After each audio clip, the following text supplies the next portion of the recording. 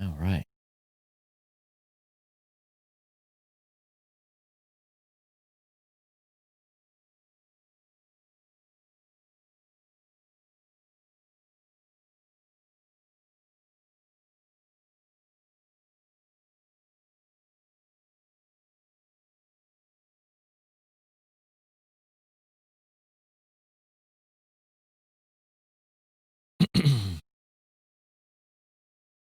This is Geek News Central. My name is Todd Cochran, coming to you from FEMA Region 5 in the new media production studio designed by Audimute.com in Coldwater, Michigan. LG introduces a face purifier. Movie leakers get rounded up. TikTok is in massive turmoil. And Instacart, apparently their greed has caught up to them. I want to welcome you to episode 1471 of the Geek News Central podcast for Thursday, August 27th. This show is sponsored in part by GoDaddy.com and listeners just like you. Great deals from GoDaddy can be found at geeknewscentral.com/GoDaddy. You can support this show today at geeknewscentral.com/insider. Want to give a warm welcome to all the new listeners of the show. Thanks for being here. Thanks for checking out for the very first time. Make sure you take time, get over to geeknewscentral.com, get subscribed to the show, sign up for the newsletter. When you're on the website, that's the best way to really stay connected to the show. And of course, you can join our chat room at geeknews.chat. That's a Mastodon chat server, or our Discord chat server, which is available via the link in the show notes at geeknewscentral.com. And you can always contact me via email, geeknews@gmail.com, or you can follow on Twitter at Geek News. Of course, I'm on Facebook as well.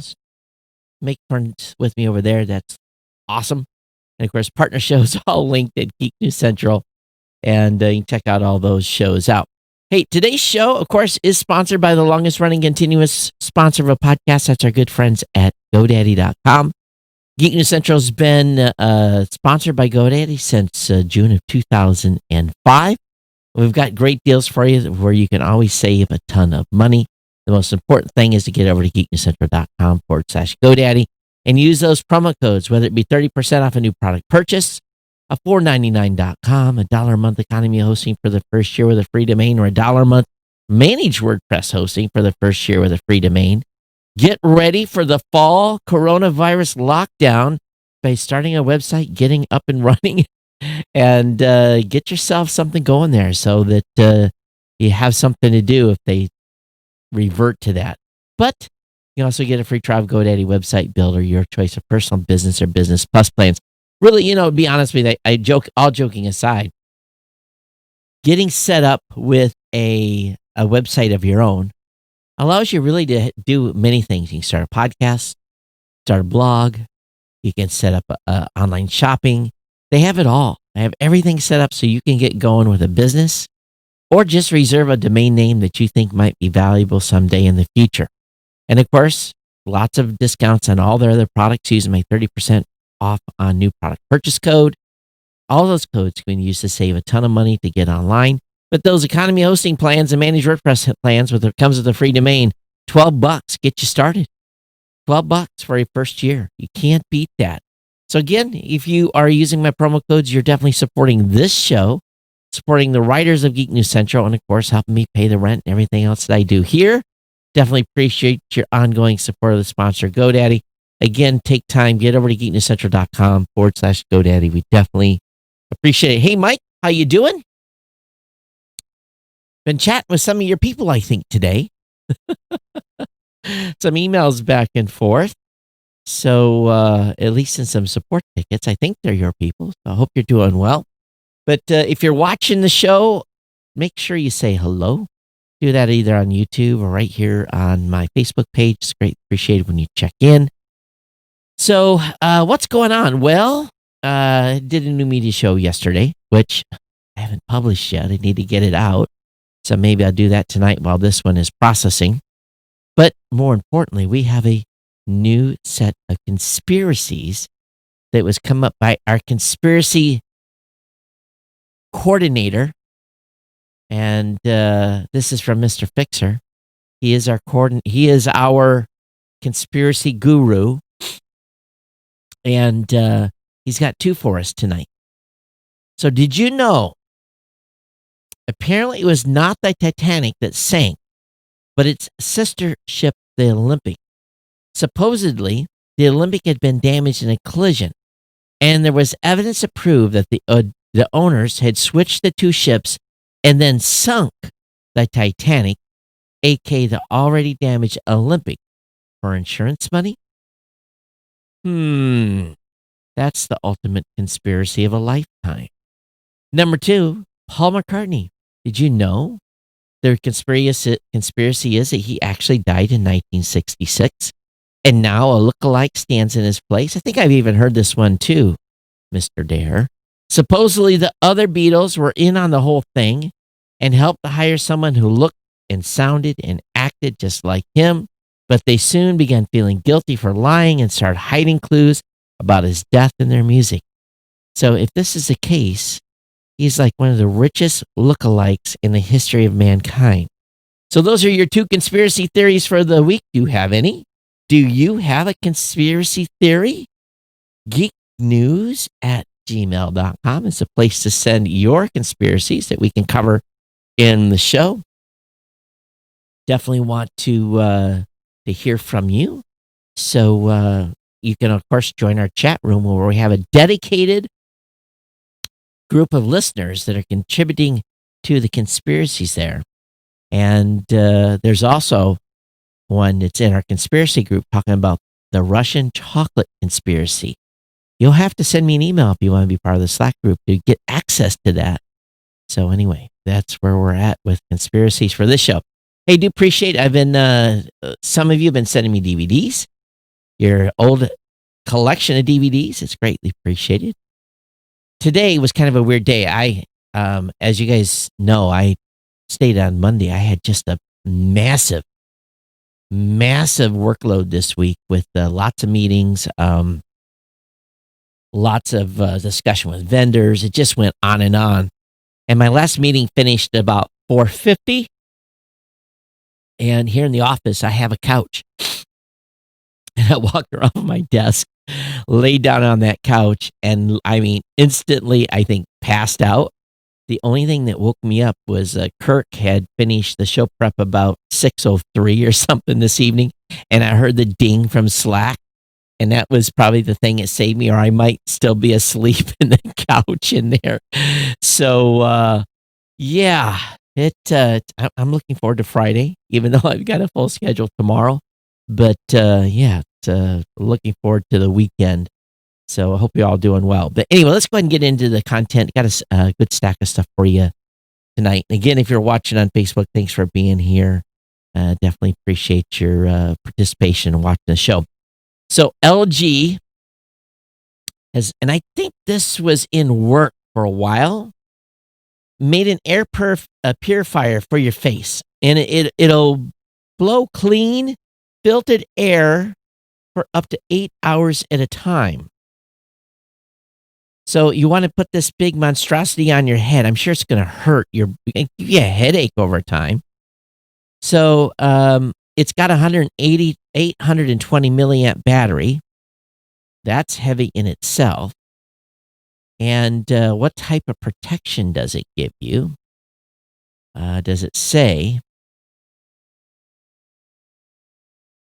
Someone's done one with an air conditioner, but I don't think they claim that this is a Rona protector. It says the Pure Care wearable air purifier has a pair of 3-speed fans and a pair of HEPA-style filters similar to what's found in the LG household air purifiers. Simply breathe as normal, and inside a built-in respiratory sensor will detect how fast you breathe, as well as the volume to adjust the fan speed. So, So is this what we're all going to end up wearing before it's all over? We're all going to be walking around with battery charged air mask on our face. So again, no reason to even understand what the protection level on this is I'm not even going to try.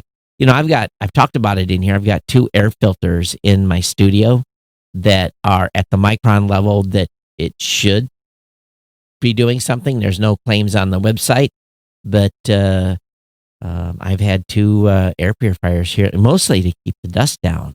Been pretty effective too. I've had to dust in the studio one time so far, and it was because I failed to change out the air conditioning filter, and things got a little bit overwhelmed in here. But other than that, I don't know. You want to wear an air purifier on your face? I'm not so sure that I would want to. So, piracy of media has been going on since really the beginning. And I know back in the day, there was software, there was media.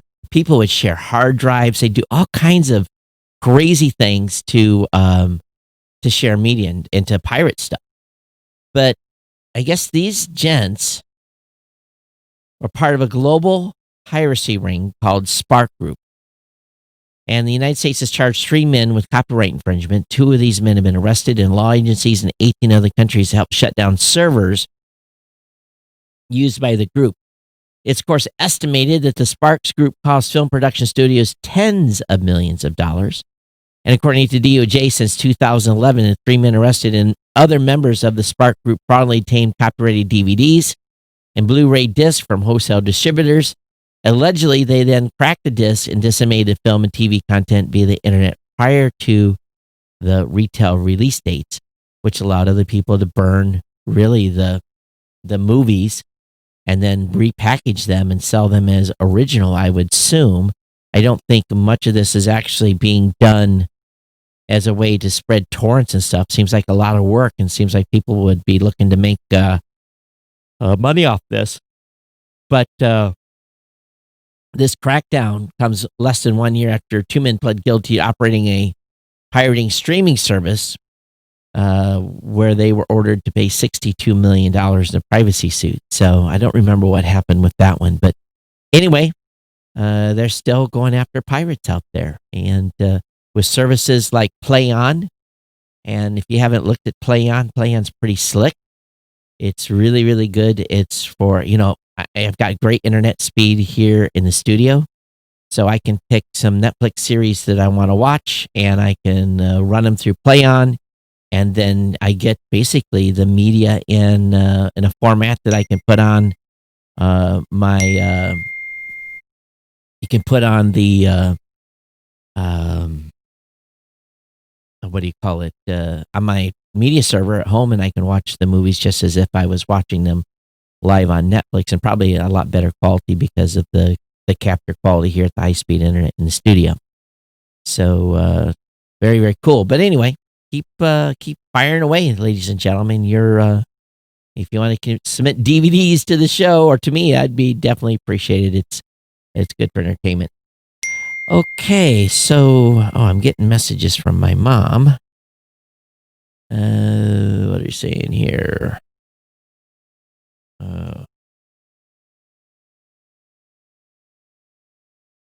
I must have rolled the carts in. Sorry.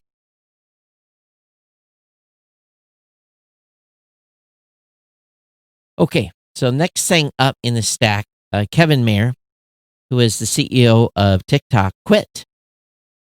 Less than 6 months into the job, he's out. And he basically left because of the political dynamics. It's basically a situation where he was probably going to be out anyway if someone bought the company.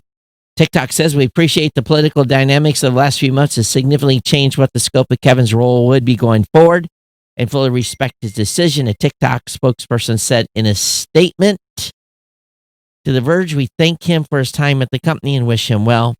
And he announced his departure via an email. And but of course, there's an amount of pressure that's been going on, and there's a lot of people in play to buy TikTok. Oracle is reportedly near a $20 billion deal that is being largely supported, And isn't that interesting? I'm reading a website called thewrap.com, and when I rolled up a little bit, this big pop up here. How do I get rid of that? I don't want to subscribe, and it's very annoying. So, okay, well, I guess I can't read any more about his article. I hate it when companies do that. And here's what I'm going to do. I just cleared it. Walmart is also joining the fray along with Microsoft to bid on TikTok. So, can two old companies run a young one? So, lots of activity here. Really weird that TikTok would consider, or Walmart would consider this. So, I guess together. So, we believe a potential relationship with TikTok in partnership with Microsoft could add this key functionality and provide Walmart with an important way for us to reach and serve omni-channel customers as well as grow a third-party marketplace and advertising business. In other words, you're going to get advertised Walmart products on TikTok. So, okay, well, we'll see what's going on here. Now, TikTok is supposedly sells U.S., Canada, Australia, New Zealand operations in one full swoop. So we'll see where this leads and what happens here. The clock is ticking. Instacart has been sued by D.C. Attorney General over deceptive service fees. In a lawsuit filed Thursday, Washington, D.C.'s Attorney General alleges that the grocery delivery service tricked customers with service fees disguised as tips for workers. So they put a service fee on your bill as you were checking out, and then allowed you to increase the percentage, 11, 12, 13, 14, 15, 18, 20%, whatever and it made it look like it was a tip to your delivery person, but it wasn't. You were given the opportunity to give TikTok more money. Wow. Pretty gutsy. And so it tricked customers with service fees disguised as tips for workers. So they're going after that cash. Someone else had this happen to them too. So they're going to go after that money. It's from back from September 2016 through April of 2018. And they had gotten called out, and they changed the policies after they'd gotten caught on this. But they never refunded the money that they collected. Do you have a car? Has it ever had a recall?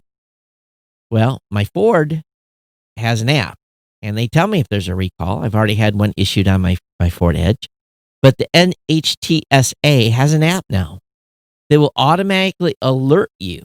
It's pretty strange there hasn't been an app for that already, but now there is. So the National Highway Safety Administration is up to set game with the design of its Safer Car app. The update NHTSA announced Thursday adds automatic alerts in the event an automaker recalls a vehicle. So all you got to do is enter the car that you own, and it will send you an alert to your smartphone when there is documents to view about the recall, so that you won't have to rely on your car manufacturer. It'll come straight from that NHTSA.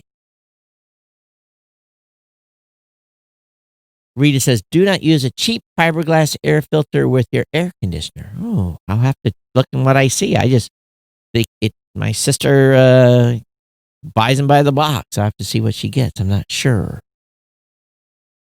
Windows 10 Insider Preview build comes with a laundry list of fixes. It includes fixes for printers, headphone problems, and bug in Outlook and Edge. So if you are looking to test this out, there's 72 fixes in the update range from tweaks to the start menu and taskbar to fixes for bugs in Outlook and Edge and ActiveX. There's memory leaks and headphone problems that they fix, biometric issues as well. So it's Windows 10 Insider Preview build 19042.487.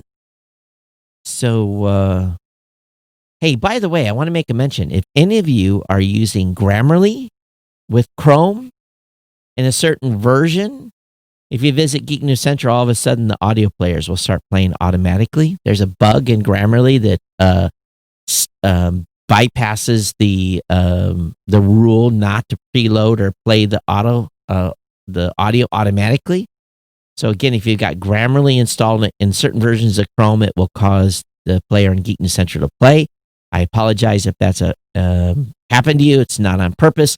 Actually, I don't want that to ever happen because it skews my my download numbers. But we've contacted Grammarly to see if they'll get a fix. Now, this is an interesting article. Virtual power plants are coming to California apartment buildings. And there's a lot of apartment buildings all over the world, and the majority of them do not have solar panels on the roof. But what they've done is in an apartment complex in California, I guess there's 400 some units. So I don't know how many different buildings there are, but they put solar panels on all of the apartment complex's buildings, and it's in Fresno. So rent for one of these units is about $1,100. It's pretty normal rent, actually on the low side for California. And according to the website, they describe the complex as a luxury retreat style setting. And again, the cost falls in line. So what they have done here is pretty doggone brilliant as a developer goes. So they've put solar panels on the building. They've put batteries as well. So what they're doing here is they're doing a little bit of shucking and jiving. So during peak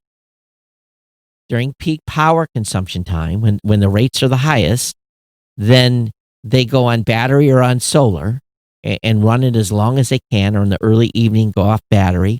And then at some point, if the batteries are expended, they go on regular city power or whatever it is. But in the end, the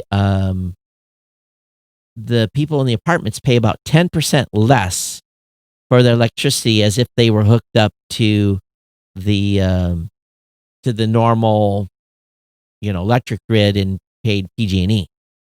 So instead, the apartment complex owner pays PG&E, and the renter pays the complex and pays about 10% less.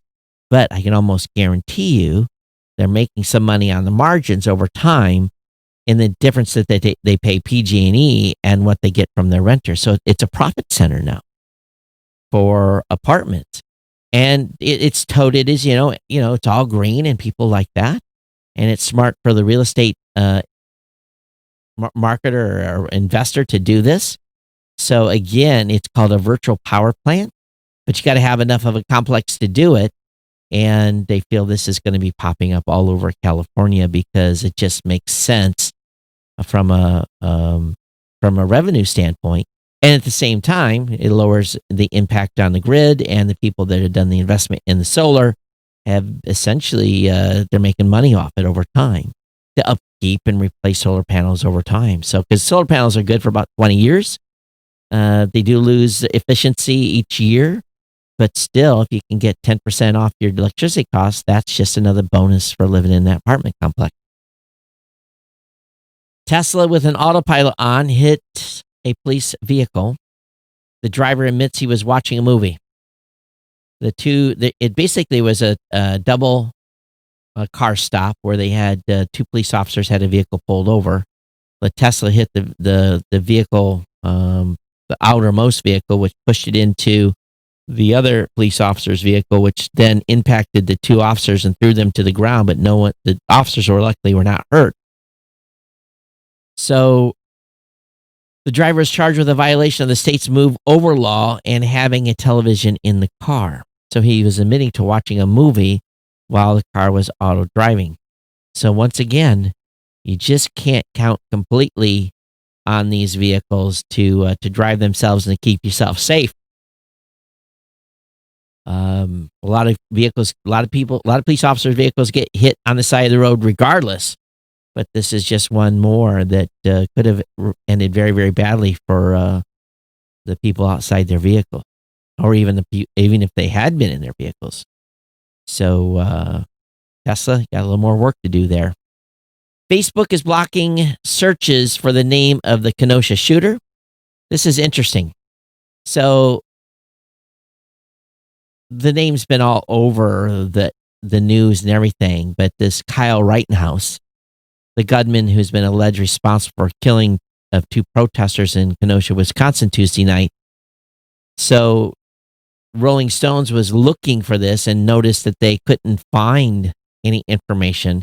A search for the name returns no results, while a more general search returns a number of results with the shooter's name included.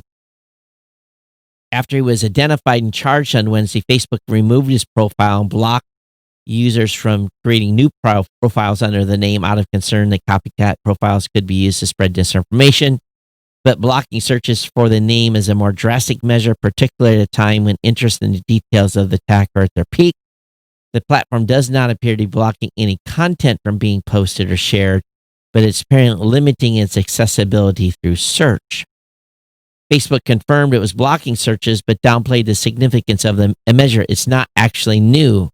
We block searches for a ton of stuff. For instances, child exploitation content. So anyway, we will see where this develops. But this is interesting that they're blocking information. T-Mobile's latest Revel phone offers 5G speeds for $200. It's the most affordable 5G smartphone in the United States, according to T-Mobile.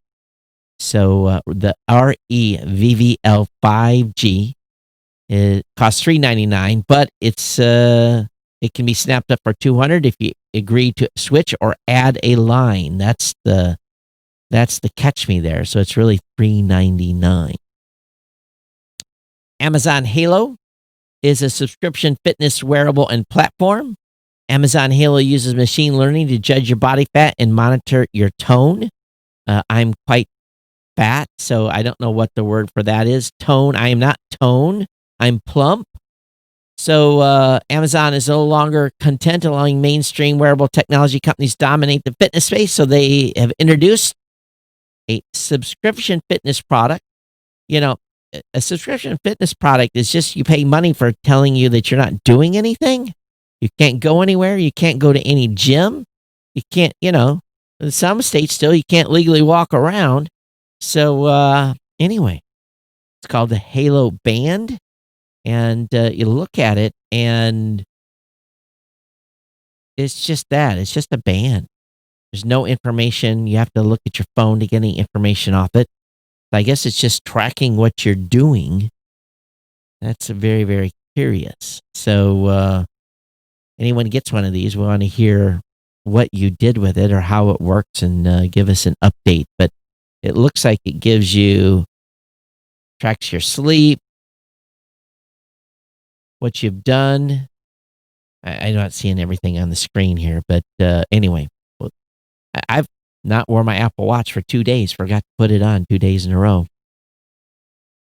Facebook is suing a man who sold fake Instagram likes. Finally, they're starting to clean this up. The company also sued a UK developer for misusing user data. So Facebook is once again taking issue of fake Instagram likes to court. The company suing a man who sold fake Instagram likes and comments as part of a fake engagement service. The service called Nakrutka, Nakrutka, used a network of bots and automation software to distribute face likes, comments, views, and followers. And where's these folks out of? They're probably overseas somewhere. And they also went after another company called Moby Burn, a developer that used malicious software to collect Facebook data from users. So anyway, these things are a dime a dozen. They could sue someone every day and not shut them all down. Hewlett-Packard has beat Q3 estimates with a big increase in notebook sales. Not surprising at all with the COVID-19 pandemic driving up demand for notebooks. HP says its shipments grew by 32% year over year. That's huge. HP's non-GAAP diluted net earnings per share came to 49 cents on revenue of $14.3 billion, down 2.1% from the prior year period. Analysts were expecting earnings of 43 cents on revenue of 13.31 billion. So quarter three sales were very, very strong. And again, notebook unit shipments were up 11% and up 32% on desktop units. So, no, total unit shipped were up 11% with notebook units, up to 32%, and desktop units down 30%. Okay, that makes sense. So, not many people in the corporate world buying computers, but lots of people that have kids in school at home buying notebooks. All right, there's a 5G coverage map. Every U.S. city with AT&T, Verizon, and T-Mobile that has 5G. There is now a map available, and Verizon has released a set of maps, and so has other providers. This link will be up in the show notes to check you out. So if you want to see where your provider has 5G, and again, some of it is 600 millihertz 5G, some of it's millimeter wave 5G, and some of it's 2.5 gigahertz 5G. Yes, I'm confused as you are. So link will be up in the show notes on that. Google Photos is taking a page from Snapseed with upcoming editor changes. The new UI emphasizes text over icons. So the new design replaces a currently icon-heavy UI with one that makes greater use of text. So I've never used Snapseed, but they say it looks like they took a lot of the features, it looks like, from Snapseed and incorporated it into Google Photos. I prefer text. Sometimes I don't know what those little symbols mean as well.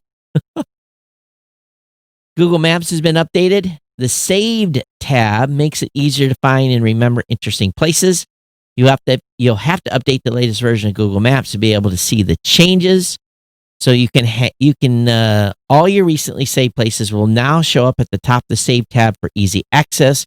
You can even have your nearby saved places sorted by distance and arranged in a carousel. So Google's trying to make it easier for you to get around those places that you commonly go to. But if there's places you've saved, don't you really know where they're at already? So on this show, we've got a whole bunch of top lists. And I guess it's just the time for these types of lists to come out. I don't know why. But they talk about the best camera phone for 2020. Starts with the Apple iPhone 11 Pro, the Google Pixel 4, the iPhone 11 Pro. What's the difference? There's two. That's the same thing. Apple iPhone 11 Pro, number one. Oh, okay. They rate it by video and photos. Best phone camera for professionals, Sony Xperia. Best phone camera for under $700, Apple Phone 11. So anyway, a list of features if you're looking for specific features. Apple, Google, and more companies say they are not, again, Apple, Google say they are not responsible for child labor in the Democratic Republic of the Congo. Not only was it Apple and Google, it was Apple, Google, Microsoft, Dell, and Tesla are all accused of child labor. These companies say they don't own the mines and use a third-party supplier, so a connection can't be confirmed for stuff that they get out of the mines in the Democratic Republic of the Congo. A lot of precious metals come out of the DRC. So they say we cannot be responsible for this. We are not running the mines. We don't like it, but there's nothing we can do about it. And some of this is probably true because there's probably limitations on where they can get some precious metals. We don't do much of that here in the United States, for sure. The best portable power stations of 2020, and these are pretty cool. These power stations. The best overall is the Jackery Explorer 1000. I'm just going to open this up on Amazon and see what this bad boy can do. So it's not cheap, $999. It's a Power Station Explorer. It's 1,002 watt solar. It comes with a solar panel too. Outlet, solar mobile lithium battery for outdoor RV and emergency camping. So 1,000 watts possible. That's a beast. The best mid range is the Klein Tool KTB5.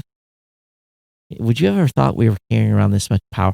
If I'm going to spend $1,000, I'm gonna be frank. If I'm going to spend $1,000 for a portable power pack, I'm just going to buy a little generator. Yeah, they're noisy, but you can buy little Honda ones that are pretty quiet. Why spend that much money? I would just buy a little portable generator, right? But no one wants, I guess, generator noise when you're out camping, I would suppose. But the best budget one is Rockpal's 300-watt unit. Obviously, not that much power availability out of that. Amazon's first fresh grocery store opens with high-tech dash shopping carts. This is by invitation only. Where's this going to be? It's going to be in Woodland Hills neighborhood of Los Angeles.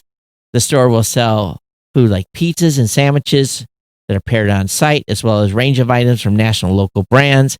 It's intended as a cheaper alternative to Amazon's Whole Food stores. Oh, cheaper by how much? 5%. And it's packed with tech. It will not use its just walk out cashierless technology, but the Fresh Store in LA is the first location where shoppers will be able to use Amazon Dash Carts, which you log into using the Amazon app and are equipped with cameras and sensors to identify which items you drop in. The cart is compatible with shopping lists made using Amazon's Alexa voice assistant. You then can automatically pay without having to wait in a line at the checkout. Well, that sounds like the same type of deal. Amazon says there will also be Echo Show devices dotted around the store to help users find their way around. So they have a 35,000 square foot Fresh Store. Doesn't sound like a place where you just dash in.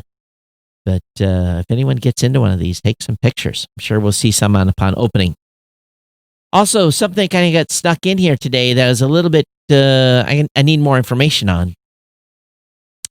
Apple is making COVID-19 exposure notification on iOS a feature. So let me say that again. Apple makes COVID-19 exposure notifications an iOS feature. Apple is introducing limited support for COVID-19 exposure notifications without downloading an app. This is phase 2 of the Apple Google contact tracing. Apple is currently beta testing its iOS 13.7 update among developers. The main addition to the new version is the expansion of the COVID-19 exposure notification API. Apple says this will let iPhone users opt in to receive exposure notifications without the need to download an app from your local public health authority. Does anybody even know if any health authorities have an app?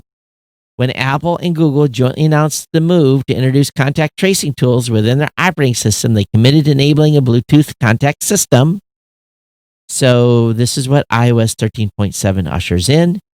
The way this works gives iPhone users control over what information is shared, if at all, but does make a few compromises. While you can opt in to receive notifications, you don't have to.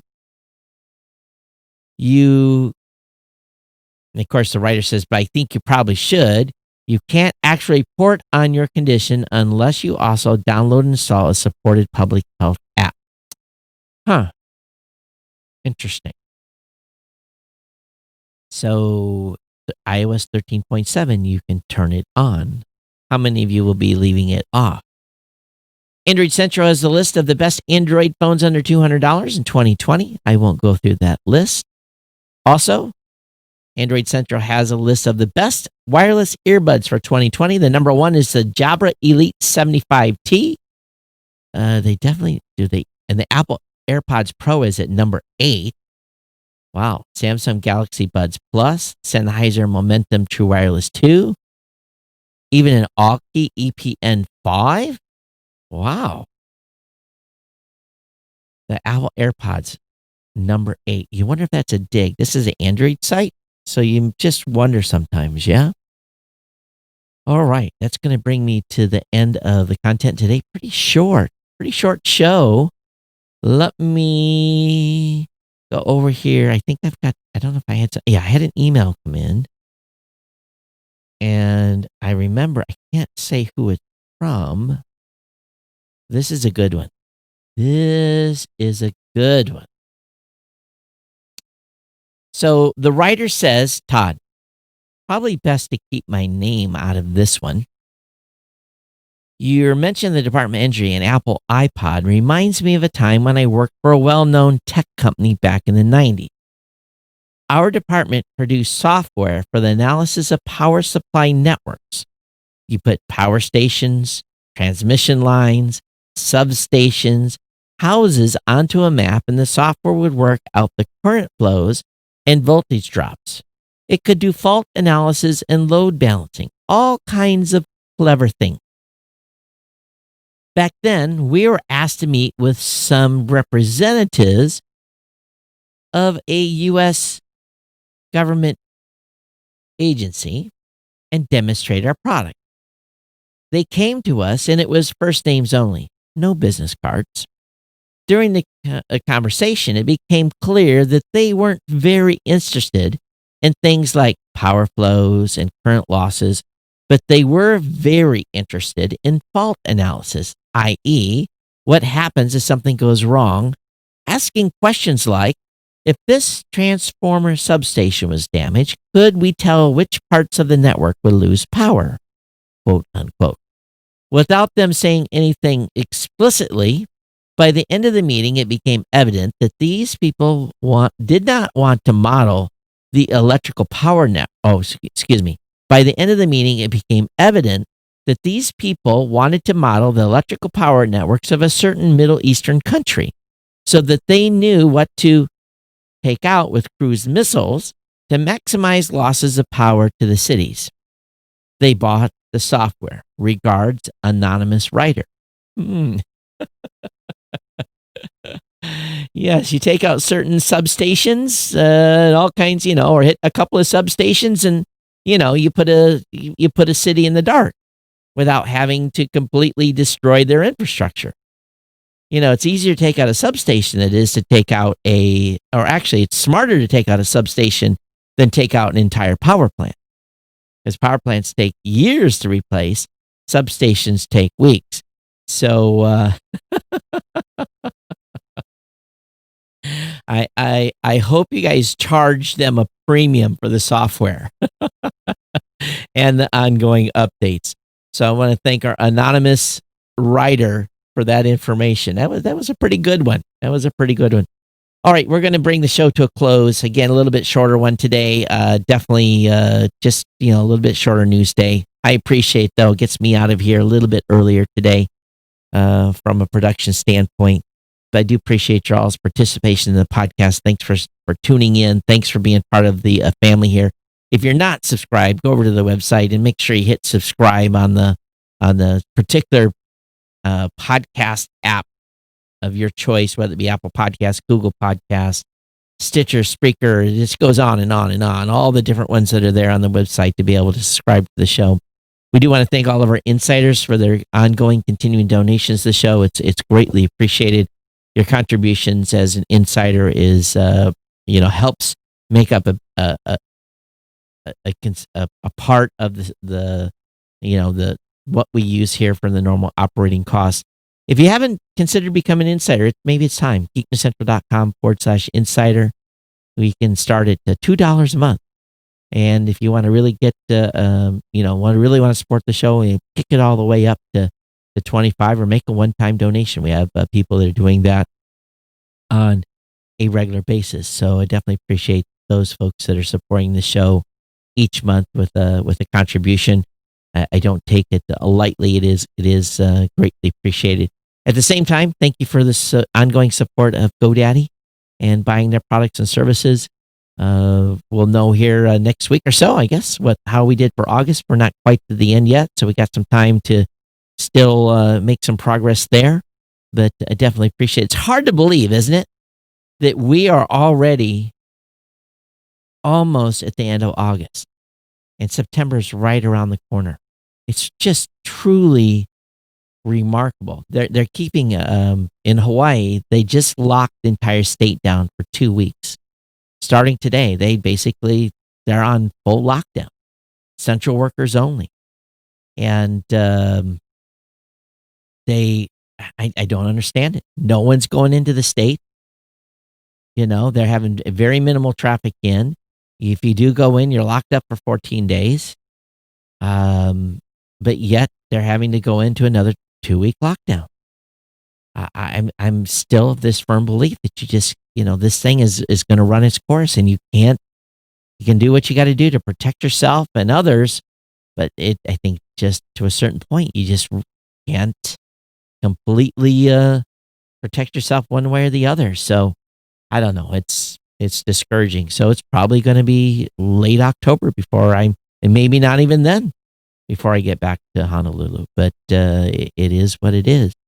It's going to become critical here soon. I'm going to have to call my doc and say, hey, I'm just about out of my prescriptions. You're going to have to write me a local script so I can get something locally.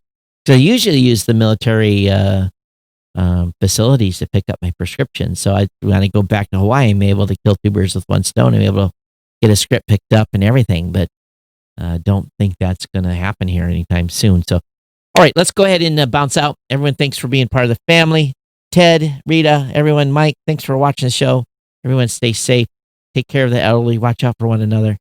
And have a great evening. Everyone take care. We'll see you next time. Bye-bye.